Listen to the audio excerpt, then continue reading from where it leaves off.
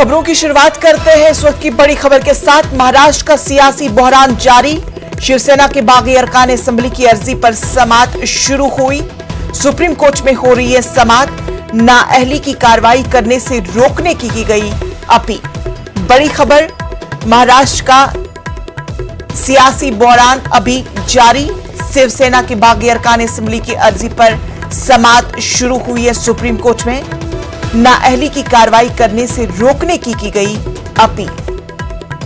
तो बड़ी खबर, शिवसेना के बागी अरकान असेंबली की अर्जी पर समाअत सुप्रीम कोर्ट में शुरू हुई है और यह समाअत नाअहली की कार्रवाई करने से रोकने की गई अपील के ताल्लुक से सुप्रीम कोर्ट में इस वक्त समाअत जारी है। तो आपको बता दें कि महाराष्ट्र की सियासत में अभी गहराई नजर आती हुई आ रही है। सियासी पारा चढ़ता ही नजर आ रहा है और अभी सुप्रीम कोर्ट में नाअहली की कार्रवाई करने से रोकने की अपील के ताल्लुक से समाअत जारी है। तो महाराष्ट्र से इस वक्त की बड़ी खबर, महाराष्ट्र का सियासी बहरान जारी है। शिवसेना की बागी अरकान असेंबली की अर्जी पर समाअत शुरू हुई है। यह समाअत सुप्रीम कोर्ट में अभी जारी है। नाअहली की कार्रवाई करने से रोकने की अपील की गई है। तो महाराष्ट्र से बड़ी खबर, शिवसेना के बागी अरकान असेंबली की अर्जी पर समाअत शुरू हुई है। नाअहली की कार्रवाई करने से रोकने की अपील की गई।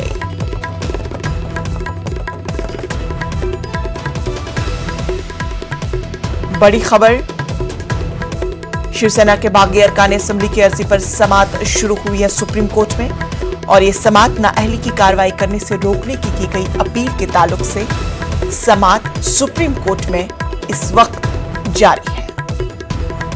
बड़ी खबर, शिवसेना के बागी अरकान असेंबली की अर्जी पर समाअत शुरू। सुप्रीम कोर्ट में समाअत हो रही है। नाअहली की कार्रवाई करने से रोकने की अपील के ताल्लुक से सुप्रीम कोर्ट में इस वक्त समाअत जारी है।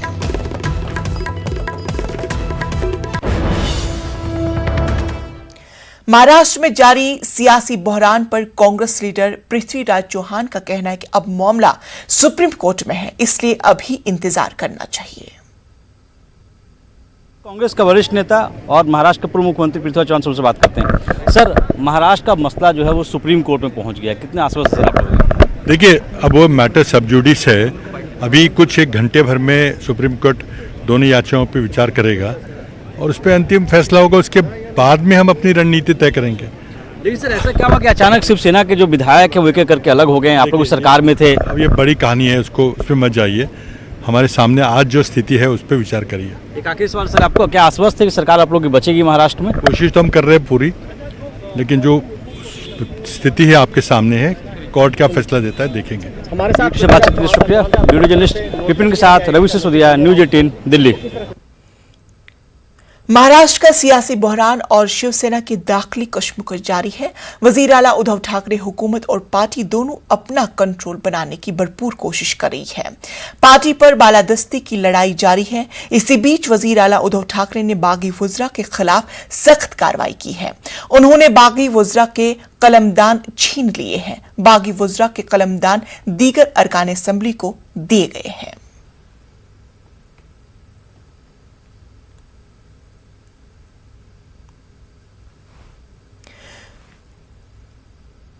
महाराष्ट्र का सियासी बहरान मजीद गहरा होता हुआ नजर आ रहा है। शिवसेना के बागी अरकान असेंबली ने एमवीए हुकूमत से हिमायत वापस ले ली है। सुप्रीम कोर्ट में दाखिल बागी अरकान असेंबली की अर्जी में हिमायत वापस लेने का दावा किया गया है। इसमें कहा गया है कि महाराष्ट्र की एमवीए हुकूमत से 38 अरकान असेंबली ने हिमायत वापस ले ली है, इसीलिए हुकूमत को फैसला लेने का इख्तियार नहीं है।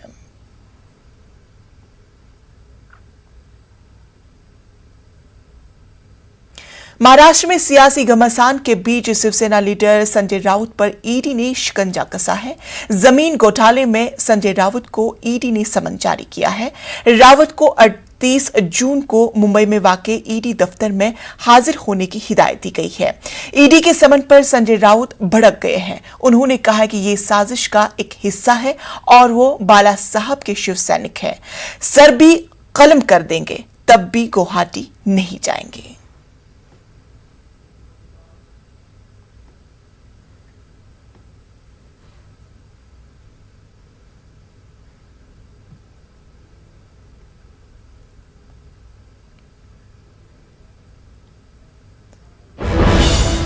तो नाजरीन, इस वक्त की बड़ी खबर जम्मू कश्मीर से आपको बता दें, कुलगाम के नावपुरा खैरपुरा में एनकाउंटर शुरू हुआ।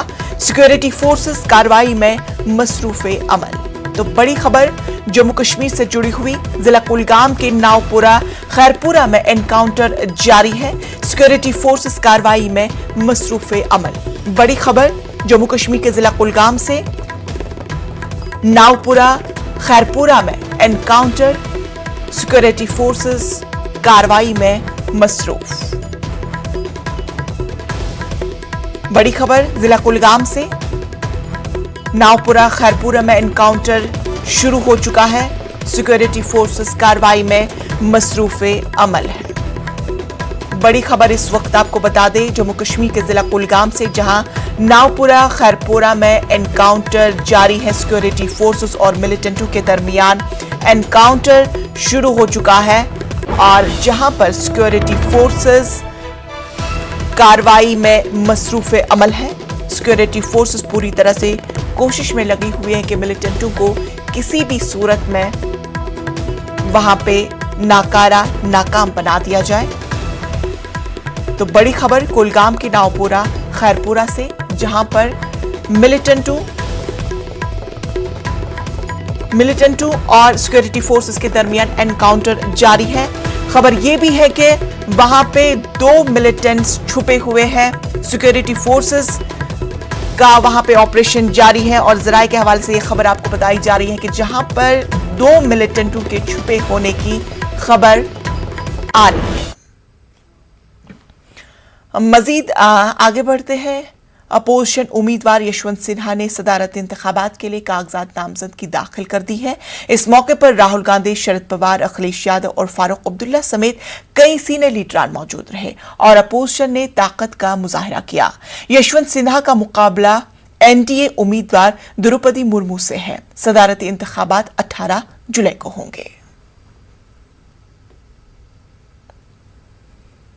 मुल्क में ईसाई इदारों पर हमले के मुद्दे पर सुप्रीम कोर्ट समाअत के लिए तैयार है।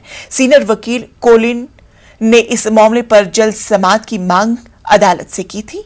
अर्जी गुजार ने मई में ईसाई इदारों पर 57 हमले की बात कही है और अदालत से इस मामले पर जल्द समाअत की अपील की गई है। अर्जी गुजार ने इस तरह के मजीद हमले होने का खदशा भी जाहिर किया है। अदालत ने कहा कि अगर अर्जी में कही गई बात सही है तो ये अफसोसनाक है।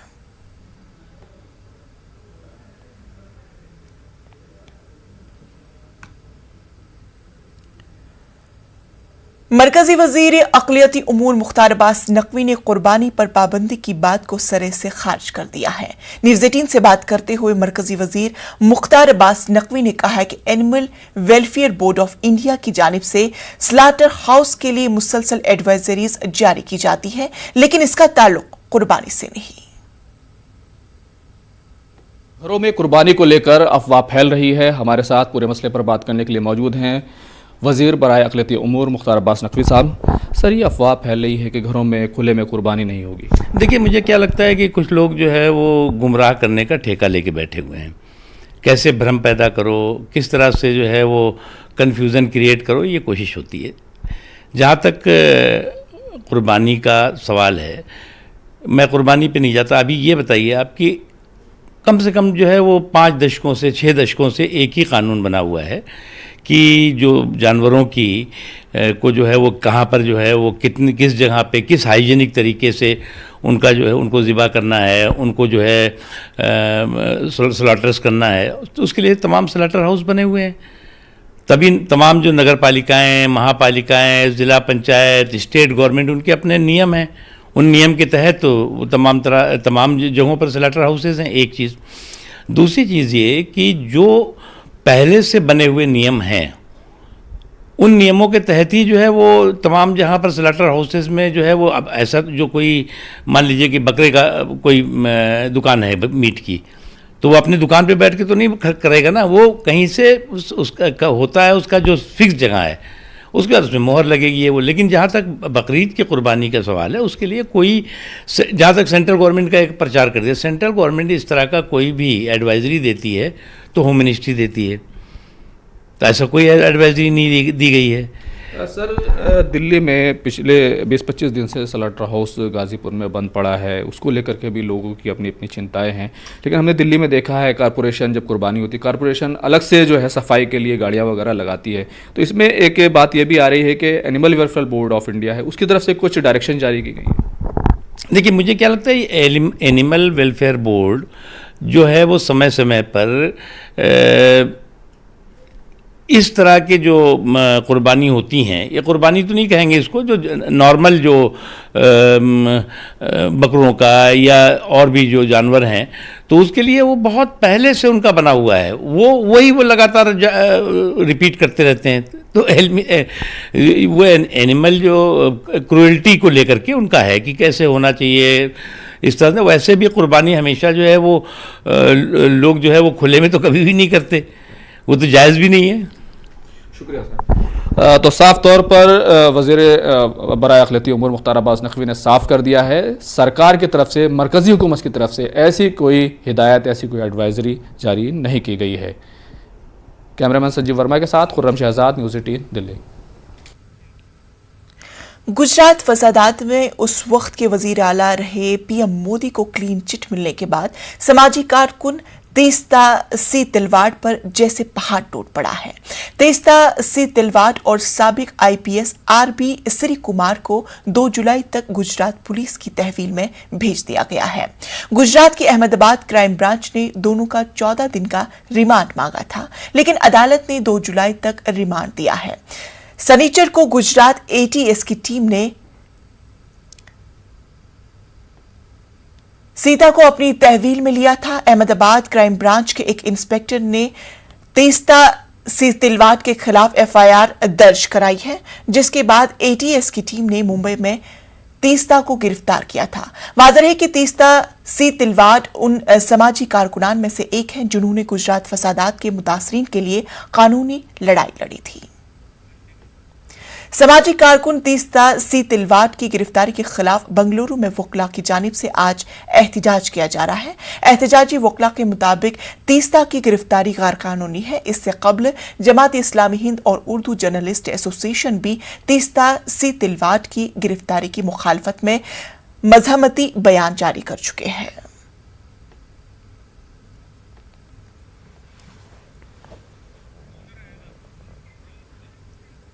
इस पूरे मामले पर हमारे साथ बात करने के लिए बंगलुरु से रऊफ हलूर हमारे साथ जुड़ चुके हैं। रऊफ हलूर, जानना चाहेंगे तेस्ता की हिमायत में मुख्तलिफ तंजीमों की जानिब से आज एहतजाज किया जा रहा है, बंगलुरु में इस वक्त किस तरह का निजाम? देखिए, बेंगलोर में एडवोकेट्स की जानिब से एहतजाज हो रहा है। इस वक्त मैं मौजूद हूँ सिटी सिविल कोर्ट के बाहर, जहाँ पर एडवोकेट बालन हैं, एडवोकेट द्वारका नाथ हैं और इस तरह कई मशहूर वकला यहाँ पर मौजूद हैं जो तेस्ता सी तिलवाड़ की गिरफ्तारी के खिलाफ एहतजाज कर रहे हैं। और हमारे साथ एडवोकेट ताहिर हुसैन साहब भी मौजूद हैं जो इस एहतजाज में शामिल हैं। बताइए सर कि जो एहतजाज हो रहा है, इस सिलसिले में आपकी क्या ओपिनियन है, क्या आप चाह रहे हैं? अगर ये एहतजाज नहीं हुए और ऐसे ही लोगों को अरेस्ट करेंगे तो एक वक्त आएगा हिंदुस्तान में किसी के लिए कोई आवाज उठाने वाला नहीं बचेगा। तो ये कोशिश जो है आज एहतजाज की, जो तेस्ता सी तिलवाड़ जिसने 20 साल लड़ाई लड़ी है मासूमों के लिए, मजलूमों के लिए, जिनको पुलिस ने, सिस्टम ने टारगेट किया था, आज पुलिस उसको सिर्फ उसकी सजा दे रही है कि वो लोग मासूमों के लिए खड़ी। तो आज अगर हम उसके लिए नहीं खड़ेंगे तो हर एक इंसान हिंदुस्तान के अंदर आवाज उठाने वाला नहीं बचेगा।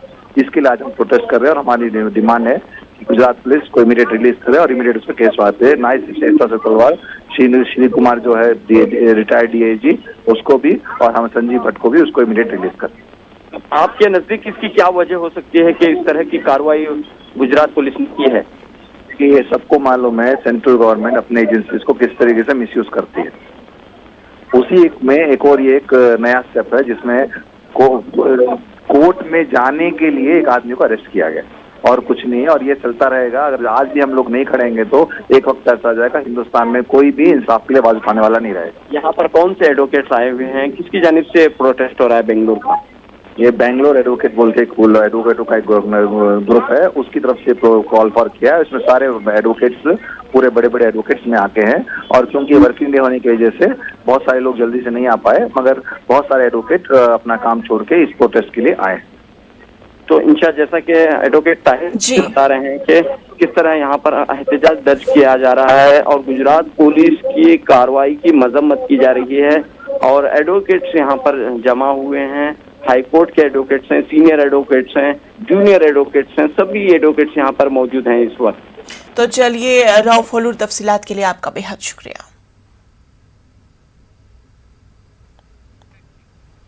मुल्क में कोरोना के एक्टिव मामले 94,400 से तजावुज कर गए हैं। गुज़श्ता दिनों के दौरान कोरोना के नए मामलों में कदरे तेजी दर्ज की गई है, जिसकी वजह से एक्टिव मामलों में इजाफा दर्ज किया जा रहा है। जारी करदा ताज़ा आदाद-ओ-शुमार के मुताबिक पिछले 24 घंटों में कोरोना के 17,077 नए मामलों की तस्दीक हुई है। वहीं 15,000 से ज़ायद मरीज सेहतियाबी हुए हैं, जबकि इसी अरसे में 21 मरीजों की मौत भी हुई है। अपनी यात्रा का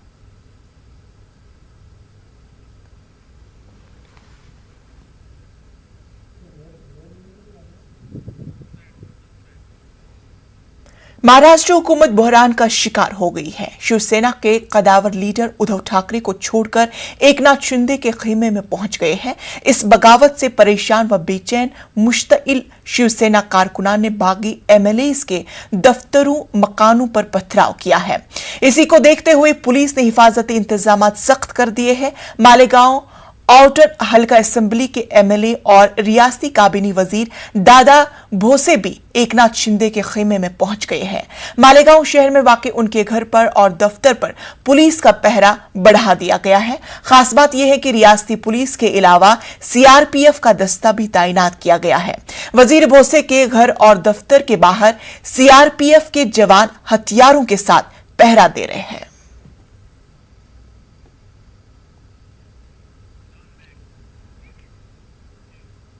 महाराष्ट्र में जारी सियासी बहरान पर साबिक मरकजी वजीर और जेडीएस के रियासती सदर सीएम इब्राहिम ने अफसोस का इजहार किया है।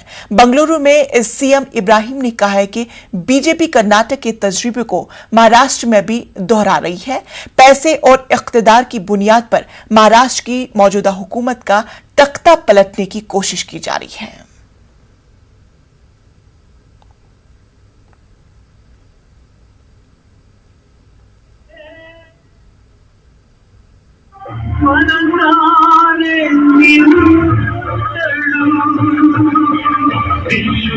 हर बुरे चीज का खत्म होने का वक्त आता है, इंतजार करो, वक्त आएगा उसका। कैसे देखते हैं सर महाराष्ट्र का जो सिचुएशन है? बिल्कुल पैसे, पावर, पैसे इस्तेमाल किए, यहाँ जो किए थे वहाँ भी वही किए हैं। लेकिन जब लोग रिवोल्ट होंगे ना तो पूरा ख्वाहिशों से बाहर आ जाता है। तो आखिरकार जो है एक हुकूमत जो बनी थी वो गिर रही है। वहाँ पे 40 एमएलए तकरीबन जो है बागी बनकर पैसा दिए, पैसा है, चल रहा है। तो आखिर में क्या मैसेज दे रहे हैं सर? मैसेज यही है कि लोग होशियार रहे। महाराष्ट्र की आवाम इनको सबक सिखाए, कर्नाटक की आवाम सबक सिखाएगी इनको। ये जो हुआ है यहाँ पे पहले किए हैं ऐसा, वही चीज वहाँ पे कर रहे हैं। बीजेपी वालों की फितरत है, आदत है। एमपीपीएससी के इम्तिहान में कश्मीर को लेकर पूछे गए सवाल का तनाजा खत्म भी नहीं हुआ था कि एमपीपीएससी की आंसर शीट में गलत जवाब को लेकर तनाजा शुरू हो चुका है। कांग्रेस के एमपीपीएस के इम्तिहान की आंसर शीट में गलत जवाब दर्ज किए जाने को लेकर हुकूमत को न सिर्फ तनकीद का निशाना बनाया गया, बल्कि पेपर तैयार करने वाली कमेटी के खिलाफ कार्रवाई का मुतालबा किया गया है। वहीं शिवराज सिंह हुकूमत के सीनियर काबीना वजीर विश्वास सारंग ने कांग्रेस पर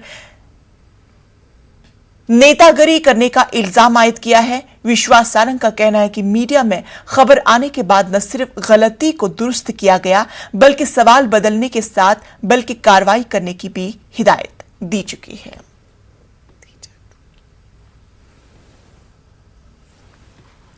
पीएससी का एक नया कारनामा सामने आया है, जिसमें मध्य प्रदेश की पीएससी द्वारा जो प्रोवाइड की गई आंसर शीट है उसमें आंसर गलत। विशेषज्ञ कह रहे हैं कि ये उत्तर गलत है इसमें, और अगर उन उत्तरों के बारे में जो प्रतियोगी है या अन्य कोई आदमी आपत्ति उठाता है तो प्रति प्रश्न उस पर जो है 100 रुपये की उससे फीस वसूली जा रही है। एक तो गलत उत्तर आप बता रहे हैं और अगर कोई उसको इंगित कर रहा है तो उससे 100 रुपये फीस वसूली जा रही है। ये कौन सा न्याय है? मध्य प्रदेश सरकार पीएससी की प्रतिष्ठित परीक्षा को क्यों व्यापक बनाने पर तुली हुई है? 2019 की जो पीएससी परीक्षा है उसे अदालत ने निरस्त कर दिया और लाखों विद्यार्थियों का जो है भविष्य चौपट हो गया है। और अब जो नई नई परीक्षाएं हो रही हैं उनमें इस तरह के ड्रामे हो रहे हैं, राष्ट्रद्रोही प्रश्न पूछे जा रहे हैं, आंसर शीट गलत दी जा रही है और अगर उत्तर उन्हीं के आधार पर मूल्यांकन किया जा रहा है। ये कौन लोग घुस गए हैं परीक्षा प्रशासन में पीएससी के, जो पीएससी को व्यापक बनाने पर तुले हुए हैं? सरकार को इसका जवाब देना। कि कांग्रेस को नेतागिरी करनी है, राजनीति करनी है। कांग्रेस के बयान तो मीडिया की सुर्खियों के बाद आते हैं। अच्छा होता कि ये मुद्दा कांग्रेस पहले उठाती। मैं तो मीडिया को बहुत बधाई दूंगा कि मीडिया ने समय रहते हुए हमें ये जानकारी दी और मीडिया ने हमें जानकारी दी। गलती हुई थी तो दोषी पर कार्रवाई की भी हमने निर्देश दिए हैं और ये भी सुनिश्चित किया है कि वो प्रश्न पत्र से वो प्रश्न हटे। सोनिया गांधी और राहुल गांधी के खिलाफ ईडी की कार्रवाई बेबुनियाद इल्जामात पर मबनी है। दिल्ली के दौरे से लौटे कांग्रेस के रुकन बीएस रफीउल्लाह ने बंगलुरु में ये बात कही। बीएस रफीउल्लाह और उनकी टीम ने नेशनल हेराल्ड मामले में ईडी की कार्रवाई के खिलाफ हुए एहतजाज में हिस्सा लिया था। 2010 में जो लॉस हो गया था नेशनल हेराल्ड, तो 2010 में यंग इंडिया लिमिटेड बोल के एक कंपनी बना के जिसमें सोनिया गांधी और राहुल गांधी जी को और चंद कांग्रेस के लीडर जो पुराने थे उनको शेयर्स डिवाइड कर 38 राहुल गांधी जी और सोनिया गांधी जी और 24% जो है लीडरों को बांटा था। ऐसा नहीं है कि सिर्फ राहुल गांधी और सोनिया गांधी की फैमिली को ही ये कंपनी बांटा गया है। और सबसे पहली बात इसको समझना चाहिए, क्या ये कंपनी क्या बेच दिए, क्या इसके एसेट जो है क्या बेच दिए? कुछ भी नहीं है। सिर्फ नेशनल हेराल्ड से यंग इंडिया को कन्वर्ट किया गया था, बस इतना ही। इसको एक 2013 में सुब्रमण्य स्वामी बोल के एक बेबुनियाद केस डाल दिया था। उसका कोई पेंदा नहीं सो लोठा बोलते, इसका कहीं अस्तित्व ही नहीं है। कभी बीजेपी के खिलाफ बोलता है, कभी कांग्रेस के खिलाफ बोलता है। तो नाजरीन, इस वक्त की बड़ी खबर आपको बता दें, शिंदे ग्रुप की 2 अर्जियों पर समाअत जारी है। स्पीकर का नोटिस जारी करना गलत है, इस तरह शिंदे के वकील का कहना है।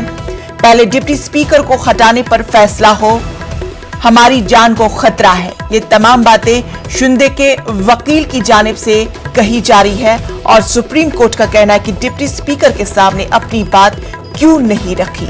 तो बड़ी खबर, शिंदे ग्रुप की 2 अर्जियों पर इस वक्त सुप्रीम कोर्ट में समाअत जारी है। वहीं शिंदे के वकील का यह भी कहना है कि स्पीकर का नोटिस जारी करना गलत है।